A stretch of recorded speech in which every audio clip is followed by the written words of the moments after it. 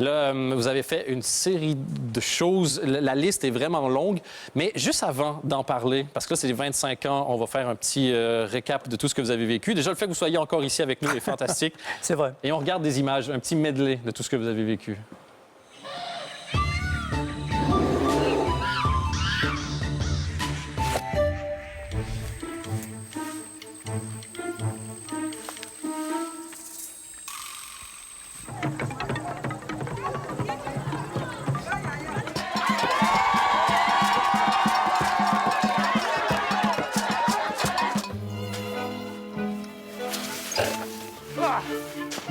Ok, t'arrêtes. Il m'a mordu la gueule, le con. Ok, vous le virez parce que moi, je suis gelé. Bon. Il y a beaucoup de choses. Le serpent, d'abord. C'est quoi? Il y a une histoire de serpent dans une tente? Oui, au départ, je voulais savoir comment réagissaient des pitons, en fait, par rapport à un varan. Et quand il fait chaud, en fait, tous les animaux cherchent l'ombre, un peu comme les humains. Et donc, j'avais imaginé que j'étais empoisonné par une plante. Et donc, je m'endormais dans ma tente et toutes sortes de serpents venaient me rejoindre et s'endormaient près de moi. Et les animaux que j'utilise, ce n'est pas des animaux de cirque, hein, donc c'est des animaux qui ont été capturés, que j'achète en général dans des villages. Et là, j'avais trouvé un varan d'à peu près 45 kilos, qui était assez agressif. J'avais trouvé 2 pitons, dont un albinos, ce qui est assez rare. Et j'avais dit, ben voilà, je me couche dans la tente, je fais comme si j'étais malade, on fait rentrer tout le monde, on va voir comment ils vont réagir. Mini-pause. Déjà, ça me semble être une très mauvaise idée. Je veux dire, je vais m'enfermer dans de... Voilà, mais OK, vous avez dit, ouais, pourquoi pas, ça va être marrant. Et donc, j'imagine que tout s'est très bien passé. C'est-à-dire qu'on ne pouvait pas filmer dans la tente, donc on avait fait un trou pour que l'objectif puisse entrer dans la tente. Et c'était le varan qui me gênait le plus parce qu'il était agressif. Alors, j'avais acheté trois grenouilles énormes d'1 kilo, 1,2 kg. Et on les avait déposées près de la tente en se disant, s'il est agressif, on lui donne une grenouille à manger et donc ça va le calmer. Et quand j'étais couché dans la tente, avec ton frère, oui. Quand j'étais couché dans la tente, on a entendu des croissements, on a entendu que ça craquait en fait. Il avait déjà avalé les 3 grenouilles. Et quand j'ai ouvert la tente avec la tirette, j'ai vu que les 2 pattes de la grenouille étaient en train de trembler. Et lui, il la faisait rentrer, il avait ingurgité complètement. Et donc je me suis dit, il a bouffé, je suis tranquille. Et en fait, on a mis le varan. Dans un premier temps, il est rentré dans la tente. Il est arrivé sur moi, donc je dormais. Enfin, j'étais censé dormir parce que j'étais quasi mourant. Ouais, détendu, forcément. Et le varan vient sur moi. Et j'ai été tout à fait surpris puisque je ne pouvais pas ouvrir les yeux.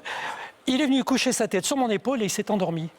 Sérieux? Ah oui. Alors, le caméraman dit, OK, on va lancer le piton. Et puis, comme je dormais toujours, donc j'étais la jambe écartée, j'ai senti un truc énorme qui me passait entre les jambes. Il faisait quand même 4,50 m. Non, c'était pas... Et... Même le sapin était impressionné. Il y a une boule de Noël qui s'est jetée la gueule. Fait 4,50 m entre les jambes! Enfin, quand je disais 4,50 m, j'étais pas loin. Et donc, ce python, le premier, est arrivé près de moi.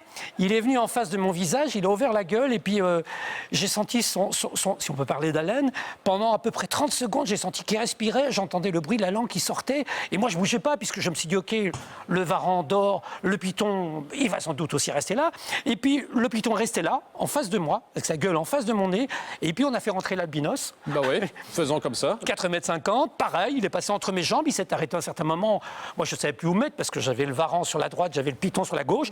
Et lui, il est venu au centre et il s'est couché dans mon cou. Et on a tourné cette séquence tout à fait incroyable avec trois animaux qui sont complètement sauvages, avec lesquels je n'avais jamais été en contact. Et ça donne des images effarantes. On ne pourrait pas le faire si on avait travaillé avec des dresseurs parce que la position est incroyable. Et on ne pourrait pas le faire si on avait aussi un peu de bon sens.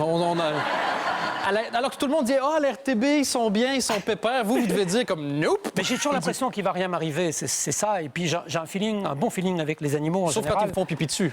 Ça, oui. Mais les chiens, c'est différent. Puis là, c'est un en Saint-Bernard. C'est un Saint-Bernard, oui. Celui qu'on a vu, d'ailleurs, qui était très affectueux avec vous.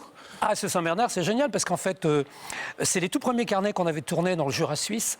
Et donc, on avait peu de moyens, il fallait tourner très vite. Et donc, ce Saint-Bernard, je l'avais trouvé par un éleveur qui me l'a amené sur place. Et alors, l'idée, c'était de créer une avalanche, mais comme on n'avait pas beaucoup de budget...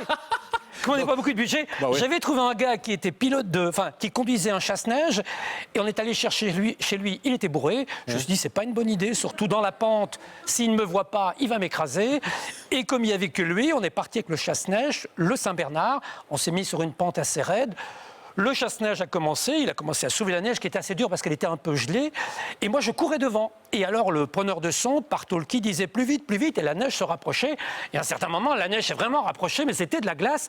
J'ai été recouvert quasi totalement, et je dois la vie au preneur de son qui a hurlé et qui est monté dans la cabine pour arrêter le chasse-neige, sinon il me passait dessus. Ah ouais. Et le chien attendait sur le côté avec son tonneau, ça aurait été drôle, parce que là c'était la neige, était vraiment tassée, et on n'aurait pas pu tourner cette séquence avec le Saint-Bernard. Et qu'est-ce que vous a fait le Saint-Bernard? Parce qu'on dirait qu'il essayait de vous rouler des pelles. Il avait entendu parler, les pitons Mais leur non. avaient dit que c'était un bon coup. En fait, l'idée, c'est que le Saint-Bernard, moi je voyais toujours le petit tonneau avec du rhum, et donc j'avais un tonneau à la maison, il fallait trouver le Saint-Bernard, on avait mis du rhum, et l'idée c'est que grâce au Saint-Bernard qui amenait le tonneau à la portée avec le bec verseur, j'allais pouvoir boire, et un peu comme je veux dire, j'allais sortir de la neige grâce à la force que me donnait l'alcool. Le problème, c'est que comme c'était de la glace, j'étais encastré dans la glace, je ne pouvais pas bouger. Et lui, il tournait autour de moi avec le tonneau qui m'envoyait dans le visage. Et j'avais même le bec verseur qui me rentrait dans le nez. Et donc, j'hurlais, mais ça faisait rire tout le monde. Et à un certain moment, on a réussi à extirper le Saint-Bernard qui s'est retourné et il a fait pipi sur mon chapeau. Et je suis resté là comme un con, j'avais la narine ouverte, j'étais plein de sang.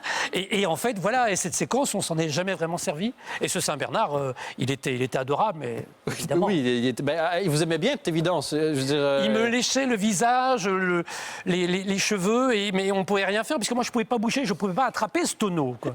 En fait, lui, il est rentré chez lui puis il a fait « Putain, j'ai trouvé un mec qui était coincé. » Un Belge. Un Belge. Encore un Belge qui est débarqué en Suisse, j'ai fait pipi dessus, c'était marrant, les mecs.